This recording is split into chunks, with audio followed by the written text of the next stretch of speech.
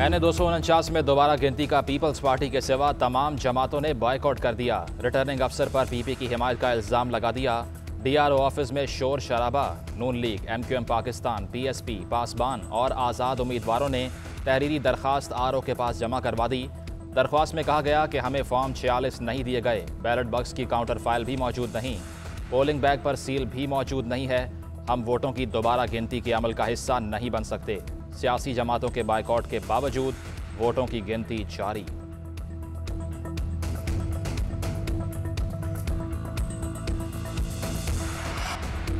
सिर्फ peoples party अंदर बैठी हुई है, ये क्या हिटलर का जर्मनी है? हम इलेक्शन कमीशन में जाएंगे। लीगी उम्मीदवार मिफ्ता इस्माइल का ऐलान।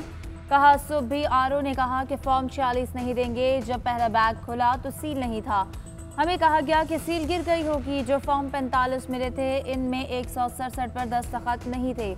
RO गैर इस्तेमाल शुदा बैलेट गिनने नहीं दे रहा है। RO कह रहा है कि सिर्फ फॉर्म 45 की बुनियाद पर गिनती कर लें।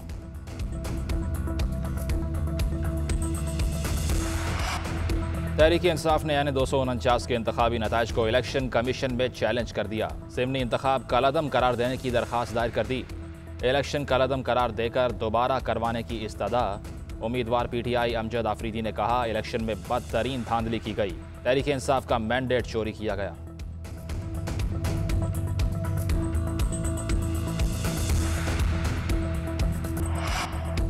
NA 249 में दोबारा गिनती के मामले पर पाकिस्तान पीपल्स पार्टी के उम्मीदवार कादर मंदोखेल ने इलेक्शन कमीशन पर जानिबदारी का इल्जाम आयद कर दिया। पूरा इलेक्शन कमीशन नाकाम हो चुका है। पहले डस्का में नाइंसाफी की गई और अब फिर इसे यहां दोहराया जा रहा है। इलेक्शन कमीशन किसकी हिदायत पर चल रहा है? जहां नून लीग जीत जाए वहां इलेक्शन फेयर, जहां हार जाए वहां धांधली। खुशाब में धांधली का इल्जाम क्यों नहीं लगाया गया?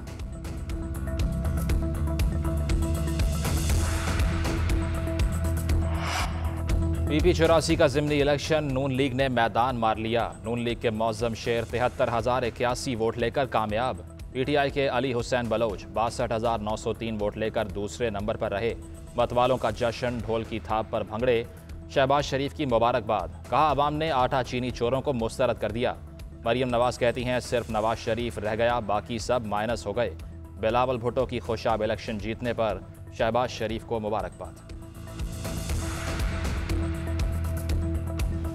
मुल्क में कोरोना का जोर बरकरार। मोहलिक वायरस मजीद 108 जाने ले गया। एक दिन में 4,198 नए केसेस रिपोर्ट हुए।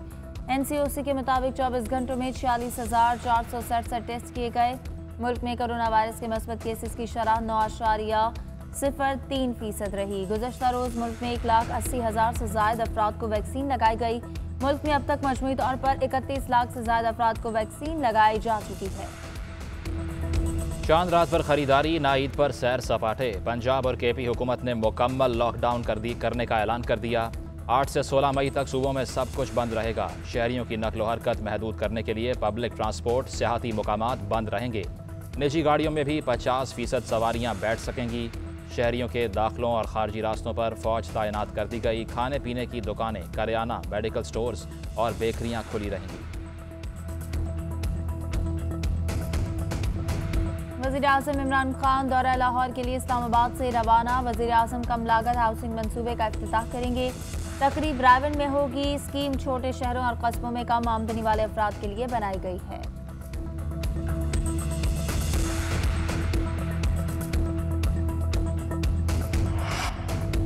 वज़ीर आज़म इमरान खान कल सऊदी अरब के 3 रोज़ा दौरे पर रवाना होंगे। तर्जुमान दफ्तर खारजा के मुताबिक वज़ीर आज़म सऊदी वली अहद शहज़ादा मोहम्मद बिन सलमान की दावत पर सऊदीया का दौरा कर रहे हैं।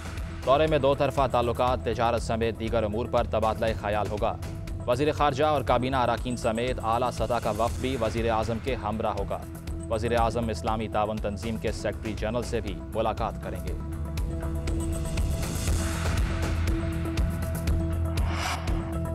कराची के इलाके क्लिफ्टन की शॉपिंग मॉल में सुनार की दुकान में चोरी का ड्रॉप सीन। चोरी में दुकान मालिक ही मुलविस निकला। पुलिस ने II चंद्रिका रोड पर तिजारती मरकज में कार्रवाई करते हुए 3 किलो सोना बरामद कर लिया। मुद्दई आसिफ और उसके साथी वसीम को गिरफ्तार कर लिया। पुलिस के मुताबिक मुल्जिम आसिफ ने खुद दुकान से सोना गायब करवा के चोरी का ड्रामा रचाया। दुकान से 10 किलो नहीं 3 किलो सोना ले जाया गया था।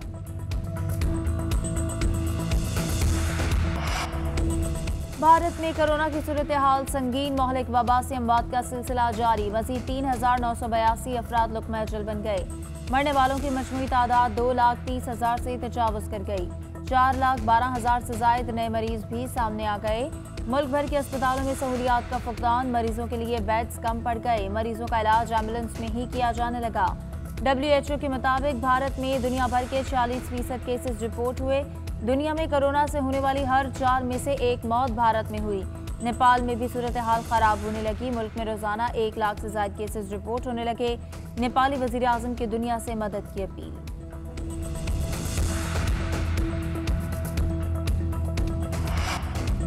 कोरोना वायरस के बढ़ते वार, सऊदी अरब का मुसलसल दूसरे साल गैर मुल्की आज़मीन हज पर पाबंदी लगाने पर गौर। इस साल भी हज के लिए गैर मुल्कियों की आमद पर पाबंदी का इम्कान है। सिर्फ मुकामी मुकीम अफराद की महदूद तादाद को फरीज़ा हज की अदायगी की इजाज़त होगी। हज के लिए कोरोना वैक्सीन लगवाना लाजिम होगी। अमरीकी सदर बाइडन का अफगान अमन अमल में पाकिस्तान की कोशिशों का एतराफ़। अफगानिस्तान में अमन के लिए मुस्तकबिल में भी पाकिस्तान का अहम किरदार होगा। हुकूमत के 100 दिन पूरे होने पर अमरीकी सदर जो बाइडन की डेमोक्रेटिक रहनुमाओं से गुफ्तगू। अमरीकी सदर का मुसलमानों से मुताल्लिक किए गए वादे पूरे करने के अज़्म का इजहार। बरतानवी शहजादा विलियम और अहलिया केट मिडल्टन की भी यूट्यूब पर एंट्री। शहजादे और शहजादी ने यूट्यूब चैनल बना लिया। हमारे यूट्यूब चैनल पर खुशामदीद के नाम से पहली वीडियो भी अपलोड कर दी। वीडियो को 1 घंटे के अंदर 16,000 से ज़ायद बार देखा गया। प्रिंस विलियम और केट मिडल्टन के अकाउंट पर सब्सक्राइबर्स की तादाद मुसलसल बढ़ रही है। मेघन पर कहानियों की किताब का आइडिया चुराने का इल्जाम। बरतानवी शाही खानदान की छोटी बहू मेघन मार्कल की बच्चों से मुतालिक लिखी गई किताब से मुतालिक सोशल मीडिया पर बहस। नाक़िदीन का कहना है कि मेघन की किताब 2018 में शाया होने वाली किताब the boy on the beach की हूबहू नकल है। द बेंच के नाम से मेघन मार्कल की किताब अगले माह जून में बाज़ाब्ता शाया होगी। The boy on the beach की मुसन्निफा खुद मेघन के दिफा में आ गई। उनका कहना है कि मेघन और उनकी किताब में बहुत फ़र्क है। फेसबुक का ट्रंप के अकाउंट पर पाबंदी बरकरार रखने का फैसला। साबिक अमरीकी सदर ने पाबंदी को तज़हीक आमेज करार दिया। कहा, ट्विटर, फेसबुक और गूगल का इक़दाम मुल्क के लिए परेशान कुन है। डोनाल्ड ट्रंप ने अपना सोशल मीडिया प्लेटफॉर्म मुतारिफ करवा दिया। देखी मखलूक की वापसी, खानदान की अपनी बका के लिए जद्दोजहद। साइंस हॉरर फिल्म अ क्वाइट प्लेस 2 का फाइनल ट्रेलर जारी। फिल्म 28 मई को रिलीज होगी।